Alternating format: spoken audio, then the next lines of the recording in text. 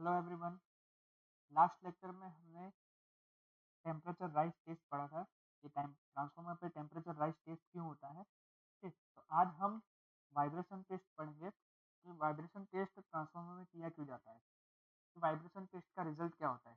तो vibration test का result ऐसा है कि ट्रांसफार्मर की वाइंडिंग अगर आपकी डिफॉर्मेशन हुई है, ट्रांसफॉर्मेशन वाइंडिंग अगर आपकी टूट गई है या तो कुछ और प्रॉब्लम हुई है, तो उसके कारण क्या है, अगर उसमें कुछ वाइब्रेशन हो रही है तो वो वाइब्रेशन कोर पे क्या इफेक्ट करता है, तो उसके बारे में जानकारी लेने के लिए हम लोग उसमें वाइब्रेशन टेस्ट करते हैं।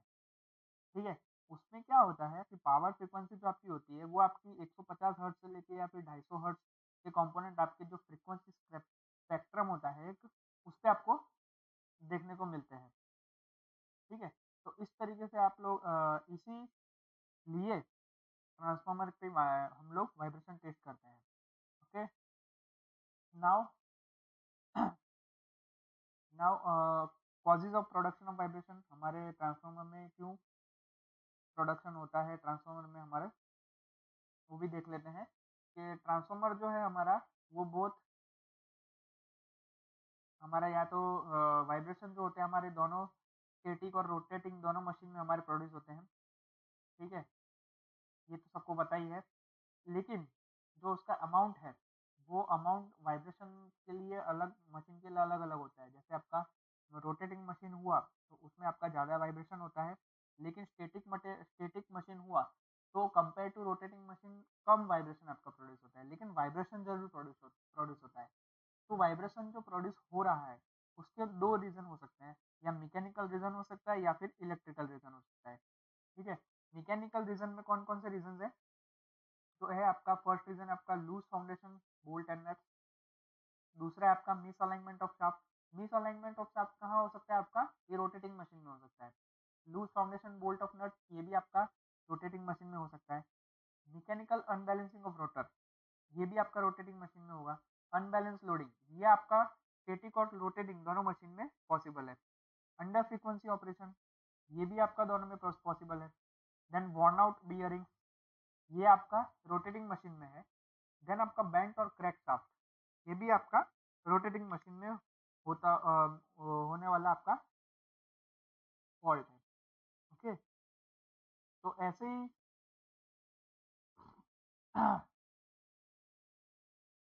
ऐसे ही क्या होता है आपका जो इलेक्ट्रिकल रीजन होते हैं। अब इलेक्ट्रिकल रीजन कौन कौन से हो सकते हैं, एक तो पहला है मैग्नेटोस्ट्रिक्शन इफेक्ट।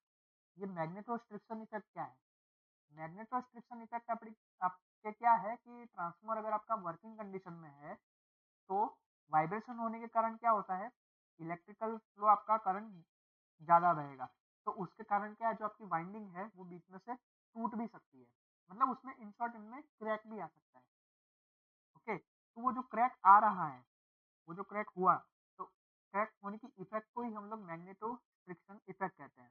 मैग्नेटोस्ट्रिक्शन इफेक्ट आप उसे अलग करेंगे तो मैग्नेटो अलग होगा, स्ट्रिक्शन अलग होगा। मैग्नेटो का मतलब क्या है कि जो करंट प्रोड्यूस हो रहा है आपका, करंट जो आपका फ्लो हो रहा है उसके कारण जो मैग्नेटिक इफेक्ट कंडक्टर में या फिर आपकी वाइंडिंग में हो रही है, उसी के कारण वाइंडिंग में क्रैक आ सकती है, तो उसी को हम लोग मैग्नेटोस्ट्रिक्शन इफेक्ट कहते हैं।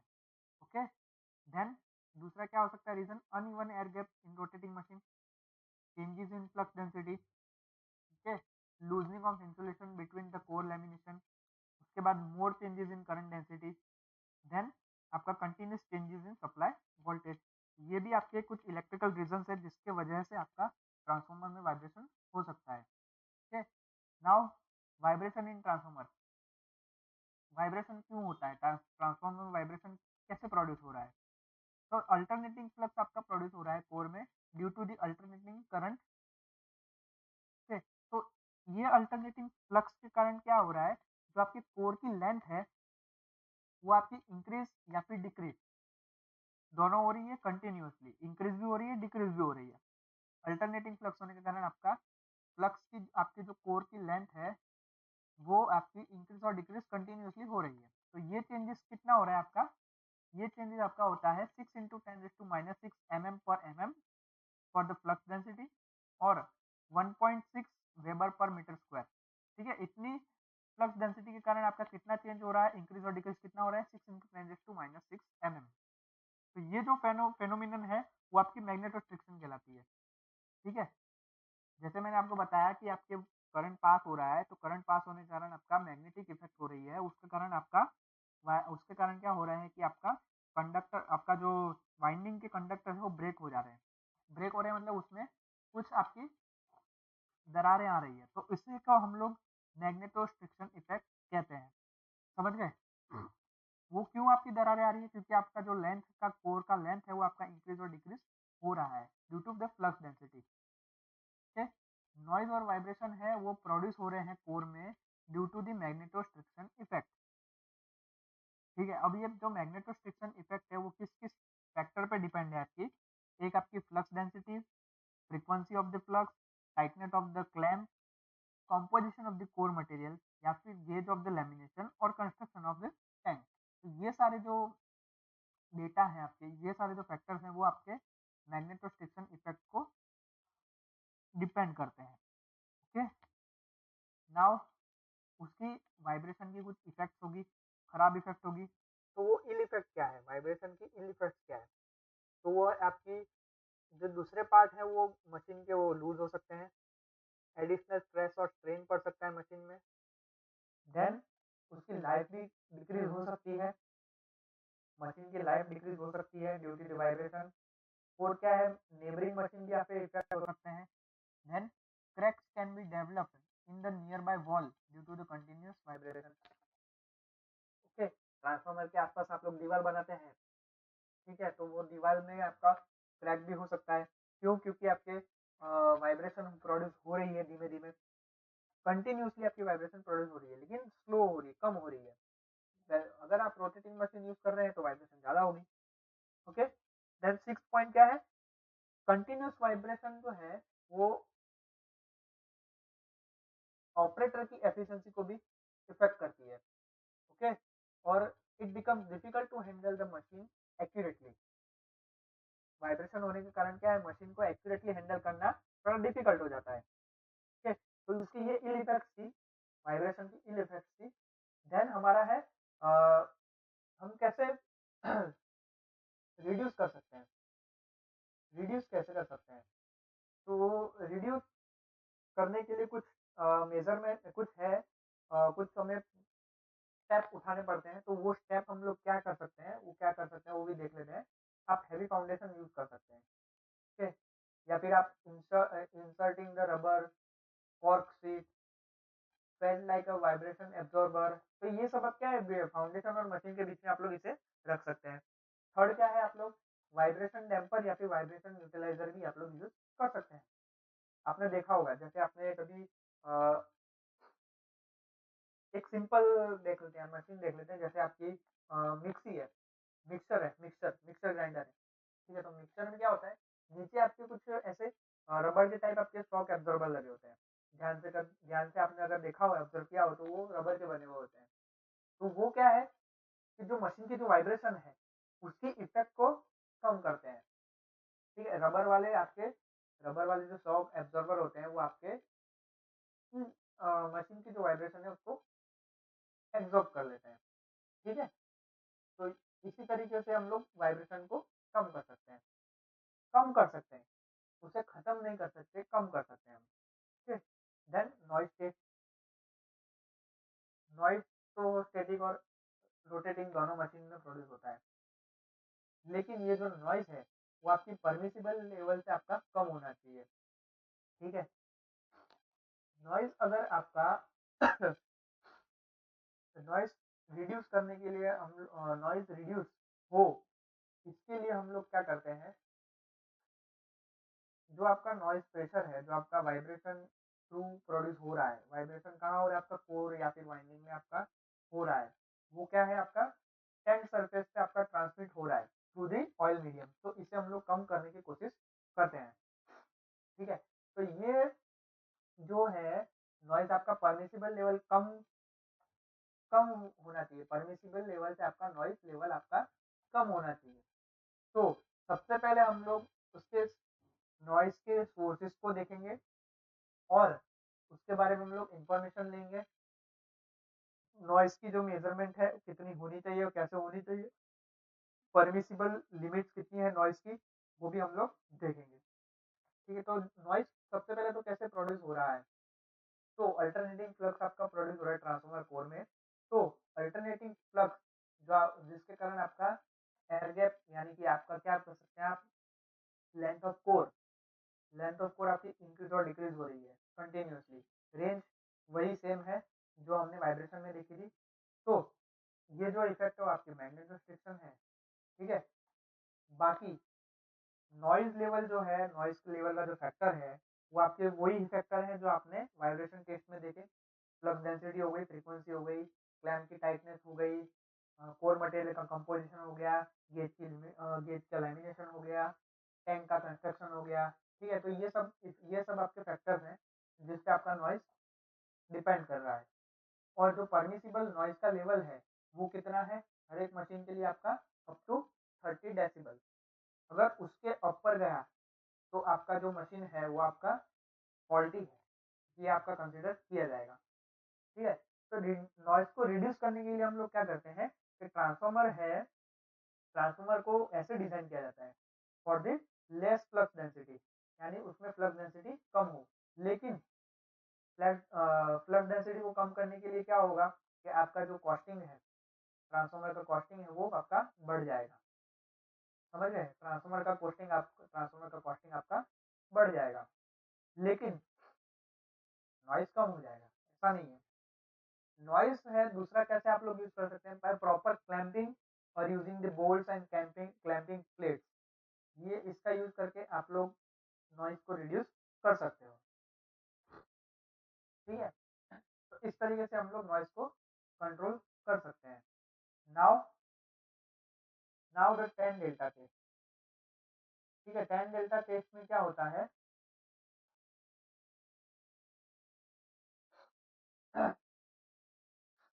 टैन डेल्टा टेस्ट, हमारा टैन डेल्टा टेस्ट क्या होता है उसमें कि उसमें आप एक एसी वोल्टेज अप्लाई करते हो टेस्ट सेल में। ठीक है, जिसका जो गैप है वो आपका नोन होता है।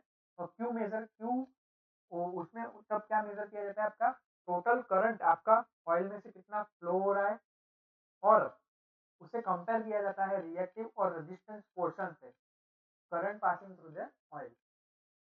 ठीक है, जो करंट आपका पास हो रहा है ऑयल में से, वो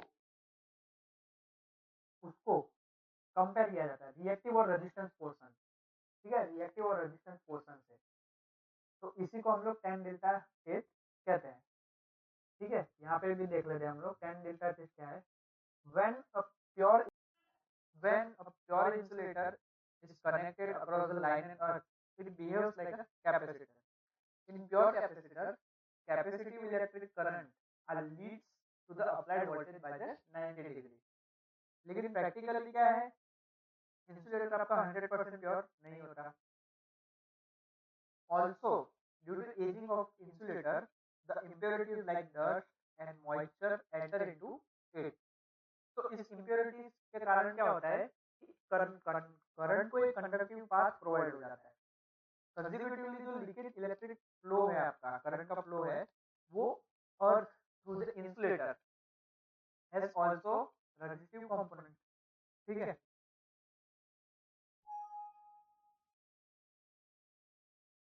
इसलिए इसीलिए कहता है कि इसीलिए कहा जाता है कि for the good insulator resistive component जो है आपका लीकेज इलेक्ट्रिक करंट के लिए वो आपका लो होना चाहिए। अदर वे में हम लोग अगर कहें, healthiness of the electrical insulator can be determined by the ratio of resistive component to the capacitive component. ठीक है, जैसे आपको यहाँ पे फिगर में आपको दिख रहा होगा वोल्टेज वर्सेस वोल्टेज, यानी कि यहाँ पे क्या है, एक्स एक्सिस पे आपका वोल्टेज है, वाई एक्सिस पे आपका वोल्टेज है। यहाँ पे आप जो आपका करंट है, लोड करंट, उसके दो कंपोनेंट है, एक आपका रेजिस्टिव कंपोनेंट है और एक आपका कैपेसिटिव कंपोनेंट है। तो जो ये रेशियो है, किसका किसका रेशियो, रेजिस्टिव कंपोनेंट का और कैपेसिटिव कंपोनेंट का जो रेशियो है, वो आपका क्या कहा जाता है, आपका टैन डेल्टा। ठीक है, sometimes it is also referred as dissipation factor. के डिसिपेशन फैक्टर का क्या हो गया, it is the ratio of resistive component to the capacitive component for what to determine the healthiness of the insulator. Okay,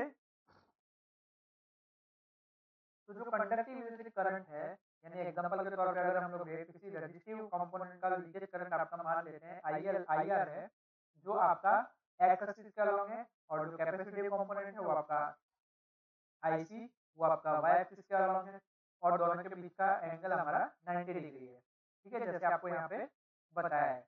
तो total हमारा जो leakage electric current है IL, IL क्या होगा, is equal to IL sorry IC plus IR, जो हमारा angle कितना बना रहा होगा, डेल्टा जितना, विद द वाई एक्सिस, यानी जो आईएल है और जो आईसी है, इन दोनों के बीच का एंगल क्या होगा, हमारा डेल्टा होगा।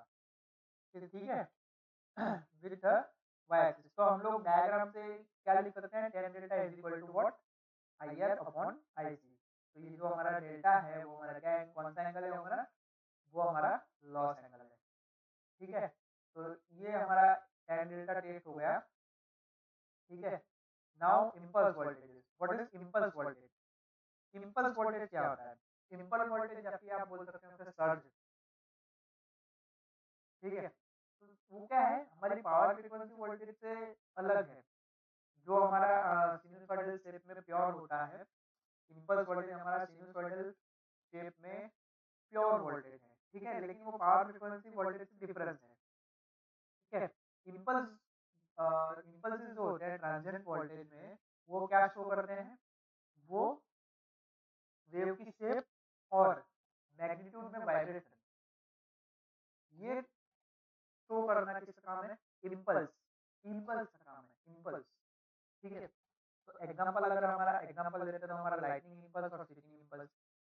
ठीक है, लाइटनिंग इम्पल्स और स्विचिंग इम्पल्स क्या है, सिंपल है। लाइटनिंग इम्पल्स क्या है, जैसे मान लीजिए आपका एक प्योर साइन वेव जा रहा है, प्योर साइन वेव जा रहा है आपका, तो उसमें क्या होता है, अगर आपका लाइटनिंग हुई, यानी कि आपने कुछ बिजली गिरी या फिर आपने कुछ स्विचिंग इम्पल्स, स्विच अपने चालू की। ठीक है, तो स्विच चालू करते ही अचानक से आपका वोल्टेज आएगा, अचानक से अगर आपका वोल्टेज आएगा तो जो वाइब्रेशन है वो सिनुसॉइडल वोल्टेज में प्रोड्यूस होगी। तो उसी वाइब्रेशन को हम लोग क्या कहते हैं, इम्पल्स कहते हैं, सिंपल है। ठीक है, impulse wave is represented by the following wave shape. तो हम टू पार्ट्स है इंडिकेट करने के डायग्राम में। तो मैथमेटिकली हम उसे कैसे इंडिकेट कर रहे हैं, टाइम वेरिंग एक्सपोनेंशियल फॉर्म। तो इस तरीके से हम लोग उसे डिनोट करते हैं। ठीक है, vt is equal to v0 e raise to minus alpha T minus e raise to minus beta T, और अल्फा और बीटा टी क्या है, बीटा क्या है आपके यहाँ पे माइक्रोसेकंड के जो आपके कांस्टेंट है वो आपके अल्फा और बीटा है। ठीक है, now what is the characteristic of impulse voltage. ठीक है, सबसे पहले तो हम लोग उसकी डेफिनेशन देख लेते हैं, इंपल्स वोल्टेज की डेफिनेशन क्या है। तो an impulse voltage is unidirectional voltage which rises more or less rapidly to the maximum value without appreciable oscillation and then decays relatively slowly to zero। तो इसी को हम लोग इंपल्स वोल्टेज कहते हैं। तो मैक्सिमम वैल्यू क्या हो सकती है इंपल्स वोल्टेज की, मैक्सिमम वैल्यू है जो इंपल्स वोल्टेज की वो आपकी पीक वैल्यू कहलाएगी, इंपल्स की पीक वैल्यू कहलाएगी। ओके, और जो इंपल्स वोल्टेज है आपके वो स्पेसिफाइड होंगे इसी पीक वैल्यू से। ठीक है, जैसे आपको यहाँ फिगर में बता देता हूँ मैं आपको, देखिए फिगर में, देखिए फिगर में क्या है आपका, ये जो आपका इंक्रीज हो रहा है ये सडनली आपका इंक्रीज हो रहा है। ठीक है, तो ये सडनली जो इंक्रीज हुआ वो आपका इंपल्स है, सडनली इंक्रीज हुआ आपका इंपल्स है। और ये जो पॉइंट ए लिखा है यहाँ पे, पॉइंट ए वो आपका पीक पॉइंट है, इंपल्स का पीक पॉइंट है। ओके, तो देखिए यहाँ पे जो आपका कर्व बना ओ ए बी, तो ये क्या है आपका वोल्टेज टाइम कैरेक्टरिस्टिक है, यहाँ पे वोल्टेज और टाइम की कैरेक्टरिस्टिक है टिपिकल वेव की। ठीक है, तो उसमें आपका दो पार्ट है, आपका वेव फ्रंट है और एक आपका वेव टेल है। तो वेव फ्रंट क्या है, तो जो आपके इंपल्स वोल्टेज अप हो रहे हैं, राइज हो रहे हैं, राइजिंग पोर्शन में, यानी ओ से लेके ए, ओ से लेकर ए में आपका इंपल्स पीक पॉइंट पे पहुंच जाता है। ठीक है, तो उसी को हम लोग वेव फ्रंट कहते हैं। सिंपल है। और वेव टेल क्या है आपका, जो आपके पीक पॉइंट से आपका फॉल हो रहा है, नीचे की ओर आ रहा है। यानी ये अगर फिगर में देखेंगे तो हम ए से लेके आपका बी पोर्शन में आ रहा है। तो ये जो आपके वेव है वो आपके क्या है, वेव टेल कहलाती है। लेकिन ए से बी, टेल मतलब पूंछड़ी, पूंछड़ी भी बोलते हैं उसे, यानी वो लास्ट में आती है और वो डिक्रीज होती होती आएगी। इसी को हम लोग वेव टेल कहते हैं। Now switching impulse. Switching impulse क्या है, switching over voltage short duration के लिए हमारा इलेक्ट्रिक ट्रांसमिशन या फिर डिस्ट्रीब्यूशन सिस्टम में कुछ ट्रांजिएंट वोल्टेज प्रोड्यूस करता है। क्यों करता है, सडन ओपनिंग और क्लोजिंग ऑफ सर्किट ब्रेकर। ठीक है, सर्किट ब्रेकर आप लोग सडनली बंद हो जाएगा या फिर चालू करेंगे आप, तो क्या होगा, अचानक से वोल्टेज आएगा, अचानक से वोल्टेज आएगा तो वो ट्रांजिएंट प्रोड्यूस करेगा इलेक्ट्रिकल ट्रांसमिशन या फिर डिस्ट्रीब्यूशन में। ठीक है, तो वो हमारा एक स्विचिंग इम्पल्स हो गया। Then standard impulse. तो the wave shape of lightning over voltage is also of switching over voltage are not unique and vary over a wide ranges. Okay, hence some sort of the standardization is required by national or international standardization agencies for the purpose of generating test voltages. Okay, तो standard impulse क्या है, कुछ national और international standardisation हमारे पास agencies है जो impulse को produce होने के लिए एक रेंज देती है, जो मेजर करने के लिए हमारे टेस्ट वोल्टेज प्रोवाइड करती है। ठीक है, तो ये जो हमारे इम्पल्स है वही हमारे स्टैंडर्ड इम्पल्स है। उसी को हम लोग रेफरेंस मान के अगर हम लोग एक्सपेरिमेंट करते हैं। ठीक है, जैसे हमारा इंडियन स्टैंडर्ड है वो 1.2/50 है, ब्रिटिश स्टैंडर्ड है वो हमारा 1/50 है, अमेरिकन स्टैंडर्ड है वो उसका क्या है 1.5/40 है। ठीक है, तो इसके अकॉर्डिंगली आगे एक्सपेरिमेंट होते हैं। और जो टॉलरेंस है, ठीक है, यानी कितने तक हम उसे अलाउ कर सकते हैं, तो ±30% इन फ्रंट टाइम और ±20% ऑन टेल टाइम। ठीक है, यानी आगे का जो फ्रंट का आगे का है ये जो इम्पल्स है उसमें ±30% तक आप अलाउ कर सकते हैं, और जो टेल टाइमिंग है उसमें आप लोग ±20% तक अलाउ कर सकते हैं। लेकिन स्विचिंग इम्पल्स के लिए क्या होता है, फ्रंट टाइम आपका 250 माइक्रोसेकंड ±20%, और जो टेल सेकंड है यानी T2 टाइम है वो आपका क्या रहेगा, आपका 2500 माइक्रोसेकंड ±60%। ठीक है, इतना तक आप लोग अलाउ कर सकते हैं। देन स्टैंडर्ड इम्पल्स के बाद हमारा स्टॉप वेव। स्टॉप वेव क्या है, अगर आपका इम्पल्स वोल्टेज डेवलप हो रहा है, किसके कारण, आपका ब्रेकडाउन के कारण, इंसुलेटिंग मीडियम में आपका इम्पल्स वोल्टेज डेवलप हो रहा है, तो वहाँ क्या होगा, सडन आपका इंसुलेटिंग मीडियम अगर आपका ब्रेकडाउन हो जाता है उस टाइम पे, तब क्या होगा कि जो इम्पल्स वोल्टेज है वो सडन कोलैप्स हो जाएंगे। ठीक है, तो जो सडन कोलैप्स हो रहे हैं उसी वेव फॉर्म को हम लोग स्टॉप वेव कहते हैं। ठीक है, स्टॉपिंग तो आपके कहीं भी हो सकती है, वेव फ्रंट में भी हो सकती है या फिर वेव टेल में भी हो सकती है। ठीक है, यहाँ पे आपको मैं फिगर में बता देता हूँ कि क्या हो सकता है। देखिए, ये आपका वोल्टेज राइज हो रहे हैं, लेकिन अचानक से आपका जो आपका इंसुलेटर है वो आपका ब्रेक डाउन हो जाता है। ब्रेक डाउन हो जाता है तो क्या होता है, वोल्टेज नीचे गिर जाते हैं अचानक से। ठीक है, तो ये क्या हुआ, स्टार्टिंग में हुआ, राइजिंग में हुआ। ठीक है, इसलिए इसका टॉप वेव बोलते हैं हम लोग इसे, और वो वेव फ्रंट में हुआ, इसलिए टॉप ऑन वेव फ्रंट। ठीक है, जाना चाहिए था कुछ इस तरीके से, जैसे आपको ये आगे डॉटेड लाइन बताई वैसे जाना चाहिए, लेकिन गया आपका इस तरीके से। ठीक है, सिमिलरली अगर आपका वेव टेल पे हो रहा है, मान लेते हैं कि इम्पल्स हो गया आपका, पीक पे पहुंच गया, देन स्लोली स्लोली आपका रिड्यूस हो रहा है, लेकिन अचानक आपका इंसुलेटर ब्रेक डाउन हो गया, तो आपके जो वोल्टेज है वो सीधे नीचे गिर जाएंगे। तो इसी तरीके से जो हमारे वोल्टेज हमें मिलेगा, तो इसी को हम लोग टॉप वेव कहते हैं। ठीक है, तो ये सेकंड जो फिगर है वो हमारी वेव टेल में टॉप है। ठीक है, तो ब्रोकन लाइन है यहाँ पे, वो क्या डिनोट कर रही है यहाँ पे, फुल इम्पल्स वेव जो डेवलप नहीं हो पाई due to the stopping. Okay, आज के लेक्चर के लिए हम लोग इतना ही रखते हैं। नेक्स्ट लेक्चर में आगे हम थोड़े और टेस्ट्स भी पढ़ लेंगे। ओके, तब तक के लिए